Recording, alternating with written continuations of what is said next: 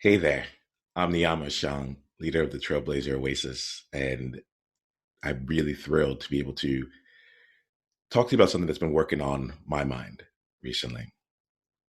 There's a distinction that I talk about around outliers versus trailblazers. And to me, an outlier is anyone who is taking the time to own the things that make them different. They are able to create incredible success despite the odds. It's almost like the average is doing one thing and the outlier is creating either the same or better results, even though it didn't really seem like it would be possible. And then talk about trailblazers a lot. And trailblazers to me are people who are outliers who've decided to not just own what makes them different for themselves, but to leverage that in order to make a difference for others, to lead others, to create change in the world. And what is really interesting about this is that over the last few years, I've been going on my own outlier to trailblazer journey. And throughout that journey, I've been finding more and more about what are the things that make me different. And the challenge with that has been it's almost like you can see it in other people, but you can't see it for yourself. And along that journey, that journey actually took me through a path of going from the name Nemo to really owning the name Niiamah. And along that journey, there are a number of different people who came into play to help me see more of myself and to help me discover more of myself. And not just discover it, but to actually be able to embrace it. So it's one thing to know that to get the sense that you're different. There's one thing to get the sense that there's something about you. But there's another to be able to actually take it on and not just say and accept it, but to leverage it and use that to go forward.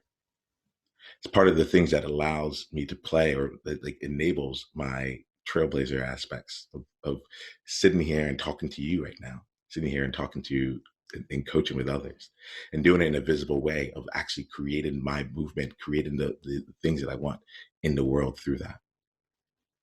And so I'm going to invite you to find someone who can help you see yourself more clearly, who can help you discover the things that make you different and not just accept it, but embrace and leverage it.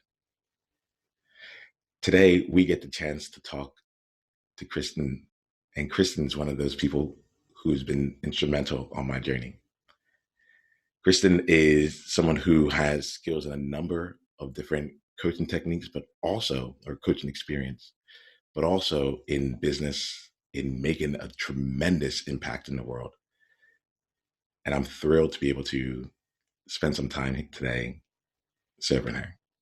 Kristen, it's wonderful to have you here. Thanks Today, for having me. oh, most certainly. I can feel myself I can feel my entire body like lightening up and just being like excited for today's conversation. So Kristen, I love to in our conversations, we're going to be talking about the inner journey, right? I want to get a chance to see what's the outer journey for you. What's if someone was watching a movie of your life, or seeing from the outside, who is Kristen? Can you share a little bit about who you are for us? So my outer self, like who Yeah, people say, yeah. What do people see? Like it's basically like let us know she's a about you. wild and crazy woman. Uh, it's so funny, actually. It's hard to tell you that because I'm so close to the inner person. What do people see? Well, they see a mother. I have an 11-year-old son, Mm. and I would say that family is my highest value. So that's a big way that I'm currently showing up in my life is as a mother. I am a coach and a consultant currently. I work mostly with women entrepreneurs. This is my fourth career. Prior to coaching and consulting, I started and ran a nonprofit organization called the Samburu Project, and our focus was clean water as a foundation to development. And basically what we did in terms of brass tacks is we drilled wells to provide clean drinking water to communities in northern Kenya. And part of that, I was an executive at Paramount Pictures. I worked in network television as a creative executive. So I was overseeing half-hour and 1-hour TV shows. And actually, before being a creative executive, I was a talent scout at Paramount, looking for new talent. I actually was at Paramount for 10 years, and within that time, I had 3 different jobs. And so in my 4 different careers, and 1 career, I held 3 different positions. And then prior to that, I was actually an elementary school teacher as part of the Teach for America program. So I taught elementary school in Houston, Texas. And then actually I moved to LA and I taught it for a year in LA as well. So I have a very wide range of experience. So maybe that would make me jack of all trades, master of none. It's very interesting because whenever I hear the jack of all trades thing, recently I have a new distinction. I'm like, yeah, there are jacks of all trades, but for me, I'm a joker. I am the person that you can play as the wild card, and whenever you play me, I'm gonna win. It's just like all of a sudden, it's like I'm the cheat code in that regard there. Right. So I like that. yeah, I like it. Yeah. There's an element there. That's so from teacher. Now I'm trying to think about this chronologically. Yeah. It was teacher to then you started working at Paramount. Yeah. Well, actually, there was a year between teaching and Paramount. I worked for a casting director as her assistant. Her name was Vicki Rosenberg. She's no longer with us in the human form today. She passed a few years ago, but I worked for her, and our primary show that we worked on was the show Married with Children. How fun! So this is like I'm thinking about your journey here. This is for Married with Children. It's just a really incredible journey here. And then so you also spend time as an executive in a nonprofit. Like, can you tell us about like the impact? You said like the brass tacks was driving the wells in Kenya. Can you tell us about the impact? How many lives have you touched through that? How many? So the organization to date has drilled over 100 wells, like 110, I think. And a well brings clean water to 1,000 people. So you do the math. Yeah, exactly. It's well over 100,000 people that have been impacted from the water perspective. Yeah. And then the organization has done a lot of other things, educational programs and women's empowerment initiatives and agricultural projects. Yeah. So it's the impact is quite tremendous in terms of numbers of people touched. Yeah. And I really want to just acknowledge just how powerful you are in the journey that you've gone on to create impact everywhere that you've been. Like what I get about to have 4 different careers with 7 different jobs and be throughout that process there. It's like the when I was talking about the Joker part, I didn't mean that as just like a quick little quip. It's actually, I'm like, there's something actually, you have mastered something. The mastery is in the ability to recreate yourself. The mastery is in the ability to be the kind of person who can have such different jobs, to go from Teach for America to working on Married with Children, that jump in and of itself can see something, right? So yeah, tell me about it. So I left teaching. I was teaching in LA Unified 3rd grade, and so I finished that job up at some point in June. And then a couple of weeks later, I was in a casting office in my new job. And it's funny because at the time I thought it took forever to get the job, and it was 2 weeks. And we were casting for Ted Bundy. Ted Bundy? No, Al Bundy. It's not Ted Bundy. Al Bundy. Him and his buddies used to go to this strip club. And so we were casting, for strippers for the strip club. And it was all porn stars that came into the office. And I'm like, oh my God, I've gone from educating young minds to porn stars. Yeah. I was like, this is totally in LA. And it like, I'm curious about that there. Like just as we go on here, there is something there. There is like a mastery in there. And, I was talking about some of the things that came to mind in my mind. It's like, oh, wow, who would you need to be able to consistently reinvent yourself that way?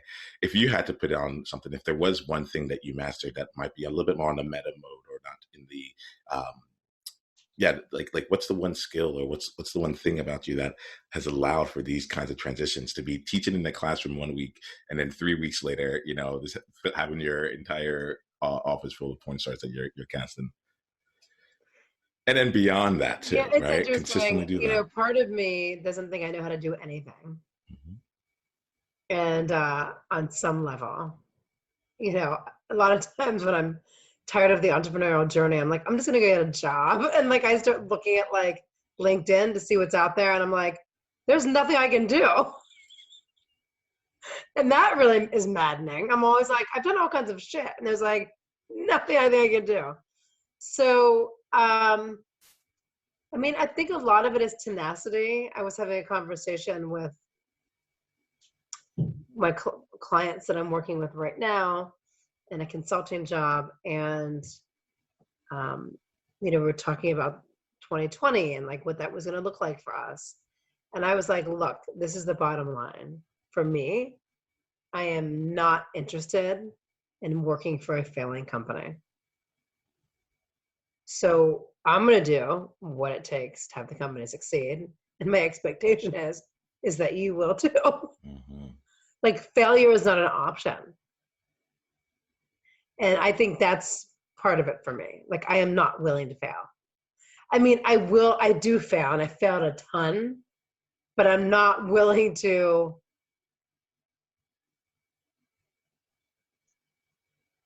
not like try as hard as I possibly can. Yeah. And I think that's part of it. It's like just being dedicated to like making something happen. Like most of the stuff I do, I have no idea what I'm doing. Mm-hmm. Every job I've had is learn on the job.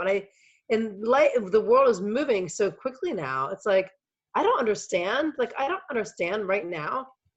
I'm learning like how you sell stuff on Amazon. I don't know how to do that, but I'm willing to learn about it. Like I'm willing to become an expert at it. I was just on the phone today with somebody. I'm not a peddler. I've never sold anything like actually, that's not true. When I went to Kenya, when I first started the Samburu project, I thought that I was going to do a side hustle and sell like dog collars and stuff. Ironically, this new company I'm working with is selling that stuff, like beaded stuff from Kenya. And so I started like doing the markets, like not antique markets, whatever, like Saturday markets, like where you have your tent, you sell your stuff. I hated it. I tried that for a minute. That was like I did like 2 markets, and I was like, no fucking way is this for me.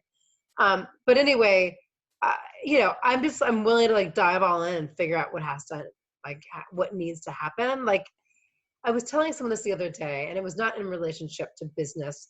It was actually in relationship to like personal development. And she was sort of like looking at all these potential barriers of like her success. And it was particularly with her food program. And I was like, look, everything is figure outable. Like everything can be figured out if you want it to. And I think that's what I have been committed to, is like figuring it out. Like I fucking figured out how to teach. I hope I can swear on your podcast. You can do. Yeah, this is a place for us to be us. So we're good. That's because it's part of my personality. Yeah. Yeah. I can't. If you want the real Kristen, there'll be some F-bombs. That's the only thing that we're asking for today. But anyway, it's like I had no fucking idea to teach elementary school. I still don't think I figured it out completely, but like I figured it out enough to like be the teacher for 3, classrooms of kids. Like yeah. No one ever sent me a letter later saying the kids fucking failed their lives because I was their 3rd or 5th grade teacher. I didn't study TV. Like I didn't even like TV, quite honest. TV is not even my thing. So I got a job in the entertainment business, and then actually, was promoted as like an executive like when I never even watched TV growing up, because when I was growing up, I grew up with 9 brothers and sisters, and we had one television and no cable. Like, and I was like the ninth, the last, and I was one of 3 of the girls in the family, and like we didn't get to. I had no rights to the television, so I didn't have a historical experience with TV. And a lot of people that work in TV, or at least back in the day when I was working in television, they had like this thing about TV, like it was their dream to work in television. I was like, I just thought it would be fun, you know? Absolutely. But then I worked my ass off, I was there. So one of my really great friends and mentors, her name is Rose Catherine Pinkney. She was when I was an assistant at Paramount, because I started as the assistant to the head of casting. She would always she would give me a lot of advice. A lot of it was unsolicited, but I took it anyway. And she told me, she's like, Kristen, if you want to do well in this business, you have to stay to the end. And what that meant was, like, we would shoot TV shows, mostly during pilot season. And sometimes we should be shooting the shows until like 2:00 in the morning. And I was like an assistant, like I wasn't helping. Do you know what I mean? Like I was just there, like supporting the cause, right? And I would fucking stay every time until like 2:00. Whenever I was always there. And guess what? I got promoted. And a thing that, so it's like I did get a couple good pieces of advice too. Yeah, absolutely. But we all do along that way. And it's like I figured it out. Like I figured out how to give notes to seasoned executive producers when I just had to like learn to have an opinion. I learned a bit about how television production works or whatever. I mean, I wasn't an expert in that. That wasn't really was required of me. So But everything I've done, I've just, I've been willing to figure it out. So let me ask you really quickly, because I think so I'm hearing a couple different things. I want to slow down even more here, right? What I'm hearing here is like the willingness to figure it out. I think that there's also in there like the courage to actually to do it messy along the way. I'm assuming that was part of it along the way. I'm not so sure about that. Okay, tell me more. I mean, I needed to, like, I wanted people to think that I knew what I was fucking doing. Yeah. I was never pretending that I didn't know what I was doing. Mm-hmm. Inside, I might have felt like I didn't know what I was doing, but I didn't, I definitely had imposter syndrome. Okay. For sure. Because I really didn't know what I was doing.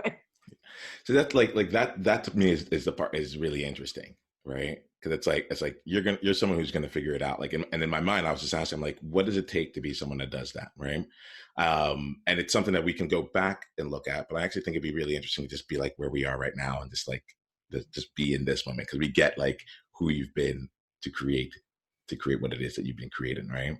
And I really like love seeing this because I'm learning more about you, and I feel like I can deepen thinking. I'm like, oh, 1 of 9, like that's really fun there. So I'm curious now, just so like, what's going on in your world right now, and then let's shift into like how we can just in the play and service there. Well, it's kind of actually interesting that you asked that, because I'm like, my mind's got like 1,000 different places. Like, there's a lot going on. Mm-hmm. And at the same time, sort of the playing field is different than it used to be. Tell me more. So that's an interesting thing. So I'm going to tell you what's going on, but I want to preface it with something. So, when I was a young executive at Paramount, like all I had to do was like work. I mean, I know the real responsibilities. And when I was starting the Sam Brewer project, all I had to do was work. Like, and then at some point in the Sam Brewer project, 3 years in, I had a child. And I still was working my ass off. And so one of the things I'm doing right now, and I can tell you what I'm actually literally doing, but overarchingly doing, and one thing I've really committed to in the last 4 years since I left the Sam Brewer project, it's really about creating a business that works for me And I'm still like, I haven't figured it out. I've had some great days. But it's like this conundrum of how do you build a really successful business and completely honor your highest values. So whereas, let's say prior to building this business, my current coaching and consulting business, I could go balls to the walls, like doing anything I did, which helps with success. Like time on task just fucking helps, right? And now my choice is not to put as much time on task because I have an 11-year-old son. I'm a single parent. And my highest value is in spending time with my kid because I know that I'm in a window that's like super short. And then the funny thing is too, today I was just reading literally right before we got on the phone, an article from Inc. Magazine. You know, it is like Bill Gates's, I have to read it to you really quick because it's really good. The 4 things that create happiness. And you know, I'm not going to go Well, through yeah, all of them. right now that's not what we need But right now. anyway, I'll check it out. but number 4 was like spending more time with family. And it's like, yeah. So right now, like where I am is it was an interesting, why I bring that up is that it was a confirmation. Like I know I'm in that anyway, but like it's always good to read that stuff. Like Bill Gates is saying, spend more time with your family. I know so I can't approach my business and building my business in the same balls to the wall kind of way that I did. So there's a thing about, yeah, like what am I up to right now? Like what am I creating? And then there's this maybe even more important thing is like, how am I creating it? Yeah. So let's go there. Let's stay with that. Let's stay with that. Yeah. Would that work for you? Yeah. Yeah. So if you had to right now, like if we were just going to spend some time focused on you and just like, what would you say? What would serve you the most? Like, all right, we're in this part of the conversation and really being able to say, I'm like, you're building your business is going well, but there's also this element of like, you have your highest value, and how do you know how to work really hard and create what it is, how to figure it out and, stay till the end, what it's like to just go all in there. And if I'm getting you right, there's a question you have that's in your mind around, okay, I want to build success a different way. So I'm hearing a couple different things. If we're really going to just dive into this and play and explore this and give you a chance to see it from a different place here, what would we need to talk about specifically?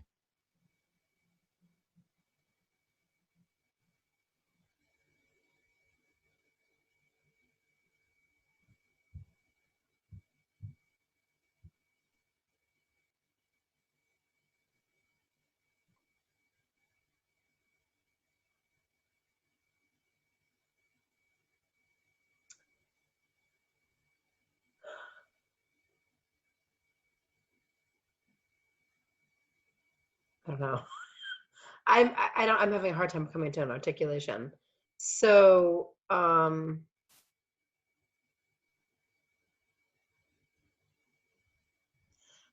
think for me, I have to come to a place of like a place where I'm more patient. Like I think that's for me. It's like, I have to be patient. Like I can't expect everything to happen overnight. I have an impatience problem for sure. And patience has helped my success because I'm like, let's get some shit done. And so my timing is different. And I think that's part of it. So patience. Like, how do I build a business patiently? Because this is a business that I have that I can envision like going into retirement, like whatever that is, like, or whatever. In my retirement, I would still be doing it. Like, I'm building because I'm probably never going to retire. Like, I just don't see that happening. Mm-hmm. I want to be in my retirement now. Like, I'm trying to build a business where like I am on retirement and I'm working. Mm-hmm. Right? I really get that. I have a high value on travel and adventure too. So And I do that. So, maybe part of it is like, how can I be more patient with myself? Because probably my biggest barrier, right, is for me is my brain and like self beat around not going fast enough. Yeah. Yeah. Does that Awesome. make sense? There's parts of it. Let me ask you, does it make sense to you? Yeah. Okay. Yeah. If that's where we need to be playing. I'm really curious then, because what I heard from you is that throughout your journey, you've been able to just like figure it the fuck out, you know?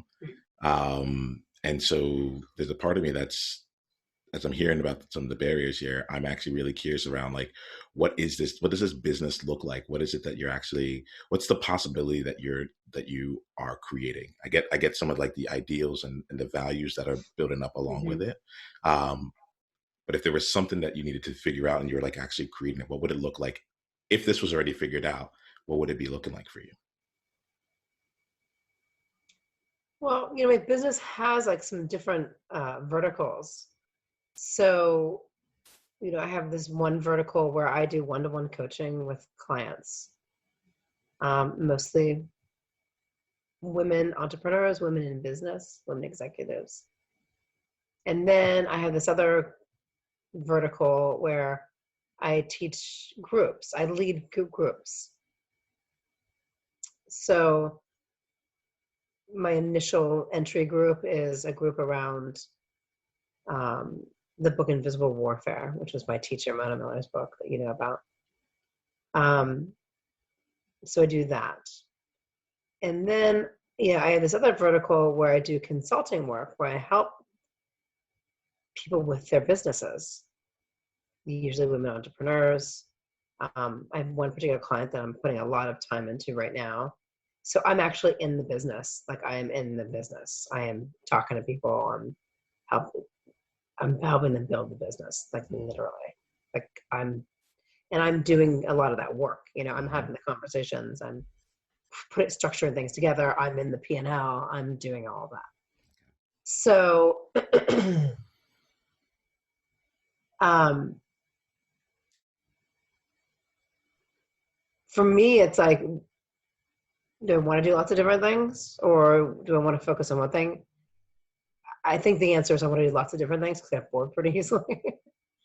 And then the other piece is like, how do I think that the thing that I'm most passionate about is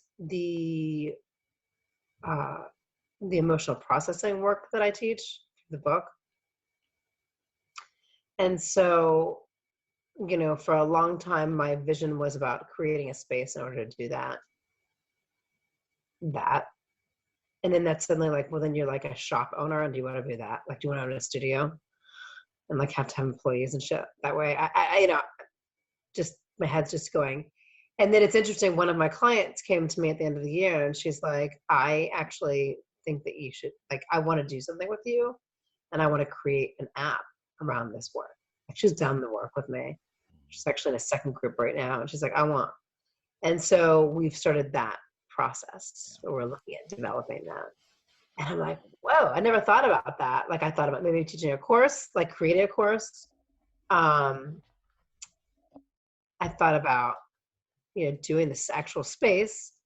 And then, and so we've been in conversation about creating that too. So that's probably, in terms of an opportunity for a home run, that's my fucking home run opportunity.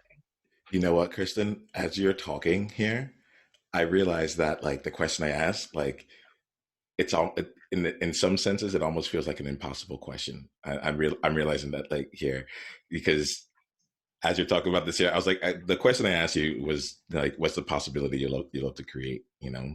And you started talking like, I have this vertical, I have this vertical, I have this vertical. I'm doing this. I'm in it here. That's exciting to me. I'm also like, now there's app here. And as you were talking, I was like, oh, this is a person who is already in her retirement. She's not like you've actually crossed a part of that line, right?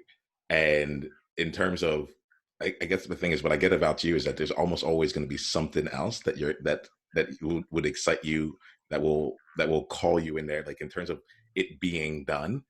It almost feels like you've crossed the threshold of the done part, and you're in the space of like, okay, now I got to play with whatever's calling to Kristen in the moment. It's like emotional processing is going to be like a passion that will continue to carry through as a thread. There's work that will, like, women entrepreneurs will probably carry through as a thread, but like now we're talking apps, and you're like, Mhm. that feels like fun too. And given your track record of being in every, like, being all over, and being able Mhm. to be that joker there, it's that's on its way, right? That will happen. Should you decide to be tenacious and dedicate yourself to it and just like figure it out, you'll have your app.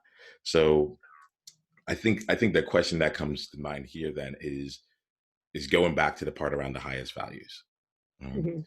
and really, like, what I'm thinking about here is around like what's going to enable that, such that no matter what the vision is that's coming out, no matter what it is that you're figuring out or you're dedicated to in a moment, how can we make sure that that part comes first, and you're taken care of and you're fulfilled on that value first and foremost, knowing that, like, it seems that your visions are always going to take you in different places. So, well, let's spend some time on that. When I say that, what comes up for you on Well, I think I'm still trying to figure that out. Like that's the part I haven't figured it out yet because, um, like even this last month, I, got into the holiday crazy. that? And by the way, sort of like another piece of the value, like my family, it's the self-care. Like all of it has to be front loaded with like self-care, right? Hmm. For me, because I have to be in integrity with the way that I'm showing up for me in my life in order to do what I'm doing. Hmm. So, but but what I noticed was like this last month leading up to the holidays, let's say between Thanksgiving and then like after New Year, a lot of my shit went out the door. And I was like, whoa. So I was looking back on it, like I've just been in this place of like super curiosity about it. Like, why did I go out the door? Like, why did my habit stacks go away? Like, what happened? Because that's all part of like creating the business that works for me. Hmm. And and that's all the life and the business, like it's all sort of connected. So I'm like in a major overhaul right now, personally. Hmm. Like, oh, I got to bring it back to like basics. So I'm not even going after new business right now because I have to like fucking rein my shit back in, get my stuff, because I got to have this foundation, right? It's like taking care of Kristen and living with the family. The family is the highest value, right? Yeah. Because I can't even do the family thing if I'm not taking care of me. Yeah. So like it got really out of control. And part of that was like I took on this new client and it's been taking a lot of my time. And so it got a little wobbly. So I'm on reset right now of like, okay, hold it, Kristen. Like, how are you like like in the highest values, like family, including you as your family and taking care of yourself. So I'm on reset. And I actually had a conversation yesterday with somebody, and interestingly, it's another consulting possibility, who, by the way, in this per business, I have no idea how to make her business successful. So it's like the idea of taking on yet another thing that like, I don't know what the fuck I'm doing, but I'll fucking figure it out. Um, I was like, and I just told her, I was like, you know what? I got a lot of great information about your business. We're gonna talk next week. Like, I gotta think about it. Like I had to think about like, can I hold this baseline of what's really important to me and take on another client that is going to require a lot because she doesn't know how to do what wants to do.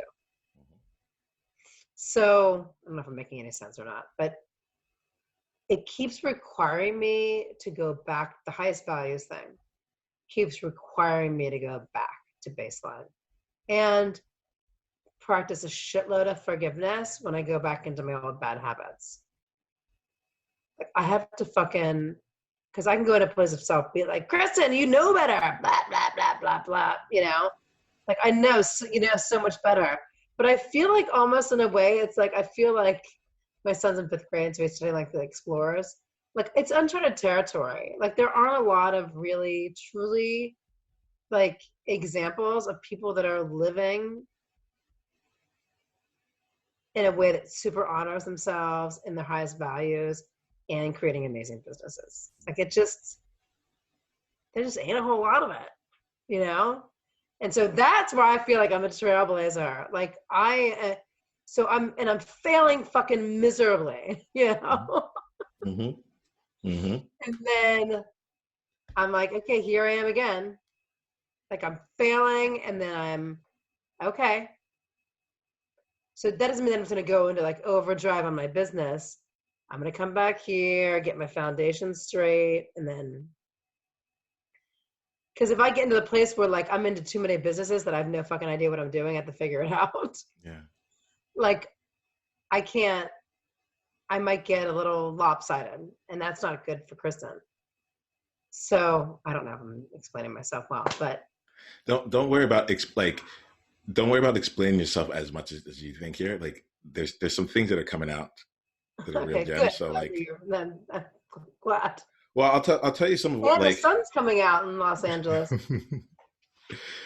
I'll tell you some of the things that I'm hearing. Like what I'm hearing here is a bit of like your process of figuring it out. And right where you're like you know what it is that you're building, you're moving down and you're taking action, and then like I'm hearing your process of figuring it out, and I'm also hearing that you have your some indicators on, right? You're like the shit went out the door, and what I didn't hear was that, and then 3 years went by, and I realized like, oh, I've been going down the wrong path. It was like it happened over the span of a month or whatever, you Yeah, it's know. like 30 to 45 days. Exactly. But what I'm hearing is that like I'm like is that cycle was 30 to 45 days, you know, Yeah. and now like you have that indicator on and you're going back and you're saying, okay, how do I like tweak this going forward, like like so that almost feels like like it's part of what the process is. The next time it'll take 30 days, or the next time it'll take 15 days, or whatever it is. So I'm curious, especially as you're going in the uncharted territory. It's because it's uncharted. It almost feels like, can we really plot our way directly to this territory because no one's been there? You know, like you are one of the people Yeah. that will like when they share your story, when you share your story, they're like, oh, okay, like literally, I'm glad that you're on this journey because it's like you're the person who's going to figure it out. Like that's just Mm-hmm. what you do. It's one of your Yeah. highest skills. So there's a part of me that's curious around as you're navigating this uncharted territory. What are the indicators that will make you know when you're like heading off path? What are the things that you saw with that you talked about? Your habits went out the door. You talked about all these things. Yeah. What are the indicators that will help you know that this is actually not So the direction? I'm not doing my daily yoga practice. Mhm. Like yeah, yoga's not happening every day. Because in my world it has to happen every day. It might not be a full practice, it might be some modified version, but something has to happen every day. That's kind of that is one of my most important things. And the other thing is my food. You know, if my food's off, like I don't eat flour and sugar. Yeah. If I start eating flour and sugar, or you know, partaking of the divine continence of Viv Clicquot or something, Yeah. like that's an indicator that something's off for me. Because my decision is not to put that stuff in my body. Mm-hmm. So if What my else? thought, What else might be an that's indicator for you on yourself? if I'm not doing my processing. So if I'm not doing my emotional processing work myself, I know I'm in trouble.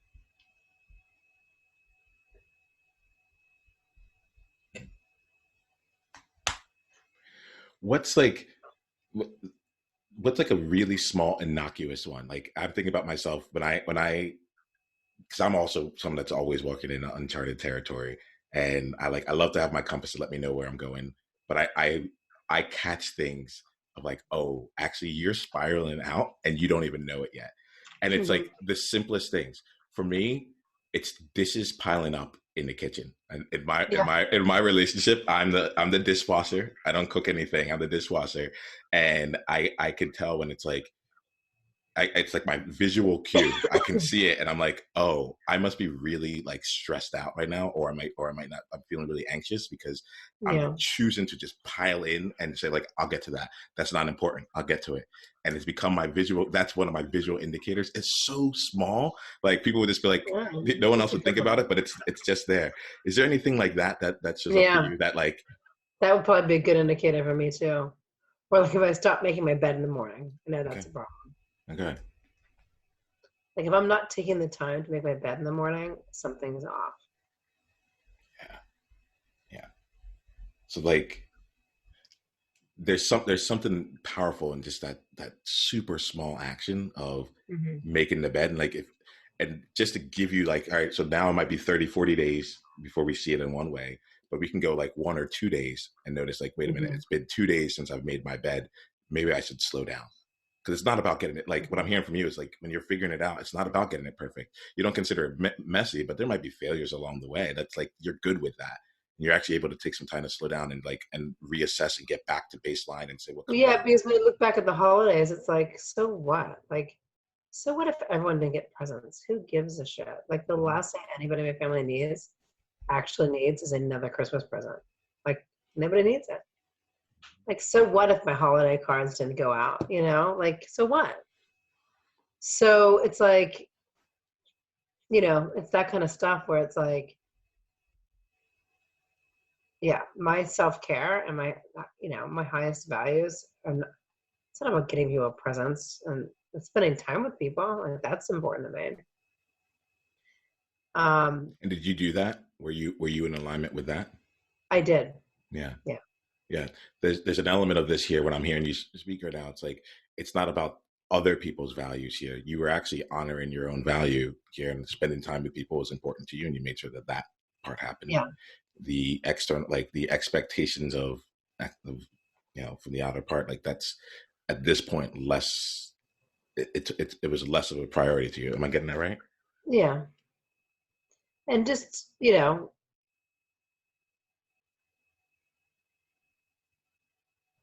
it's interesting because sometimes I wonder,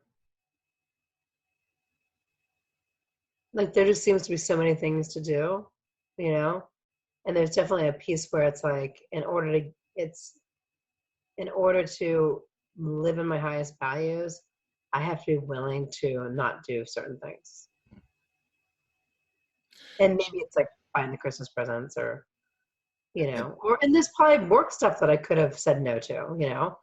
I tend to get into way, longer conversations than I should have. Like I tend to uh, sometimes overgive in the creation process with clients. There's plenty of things. So, it's prioritizing time too, and what is really important with my time. And I like what I always say is like you have to front load. Like you gotta front load about high value stuff. Like I front load my habits that are all the self care stuff. I front load the time that I have with my son. Um, like that all has to go on the calendar first, and then like everything else gets to go on the calendar. Like as opposed to like that goes before work. That goes before everything. mhm, mhm. So you like, and that shows your priority there. That Yeah. feels like. So I'm going to ask you one more question here that I want to make sure also comes in here. So I'm hearing all the things that you're doing, and I had a distinction. Literally this morning, I like got out of bed and I was about to put my feet on the ground, and those first 6 seconds in the morning are like the worst for me. There's a lot of negative self talk before my feet hit the ground. It's awful, and I then can the give rest of you the a day come out. couple of tips for that. Okay, well, like no, I want more than a couple of tips. I want to spend some time processing with you. The day after I went Yeah, I can processing with help you you, with like that. yeah, Easy. Yeah, I okay, got it.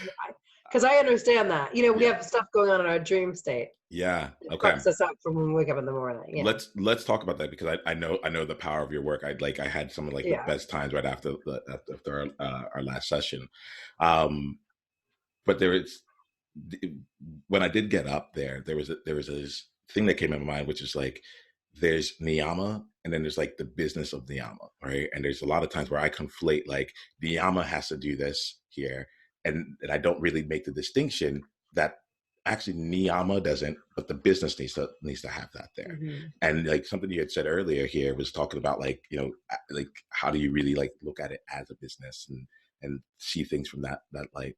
So I am curious here around some of the things that I'm kind of curious if it's like, does it have to be Kristen that's taking care of this stuff?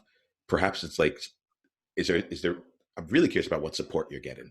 And is there a way that you can get like some support to take care of the things that you consider to be important, but like not in the highest priorities as it comes to the rest of your values? Right. Yeah, probably that's probably an area that I'm not great at, is I'm not great at getting support. For sure. Like I've not been good in general on a lot of different avenues, you know? Like I'm the person that never had a babysitter. You know what I mean? Like I had some good stuff with my son because he went to an amazing preschool and that helped. But, you know, it was like I didn't have a lot of support. And so, and part of it was because I wanted to spend time with my kid. But yeah, I could probably get better at getting some support for my, you know, probably personal and business. There's something that seems like there might be some space for you, especially because I'm hearing the life that you are living. You know, I'm hearing the life that you are already creating and experiencing. So as that goes on, and I'm also hearing you being someone that's like, I'm going to figure things out. I'm going to put in the time. You're putting in your priorities as it is, and there's a lot, you know. And so there's these small elements where I'm like, I wonder what it'd be like if you had someone that came and took care of this part of it for you, and you had someone that was thinking about the presence, and or you had like all these different things that don't have to only be on you. Yeah. Because because it feels like you've been building things up in such a way that would actually allow and support that in a very meaningful way. Mm-hmm. Yeah, it's true. This is true. So as we leave here, we were talking about indicators. We were talking about the indicators as it appears to you.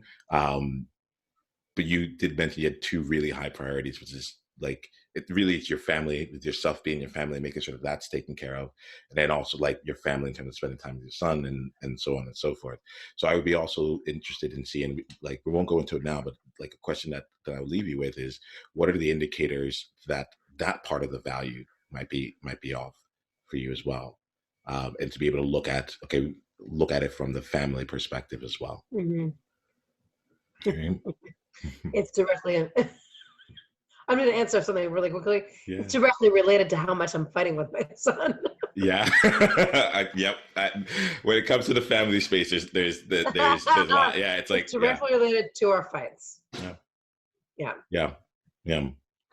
So like spend some time with that there. Like I can see that you're like, I can see exactly where it is. Yeah. There's elements here, but it feels just like you're on your path, and I really want to just like acknowledge and honor you for choosing to be one of those pioneers, choosing to go into that uncharted territory, choosing to trailblaze in this way, because we are on the journey with you, figuring it out on our own, you know, and also exchanging and seeing how it is that we're navigating as we go through it all. So I want to thank you for really showing up here, being open, honest, and really sharing your journey, not just how it was, but how it is, and being with all of that in this moment here. Thank you. We'll go ahead and end things here.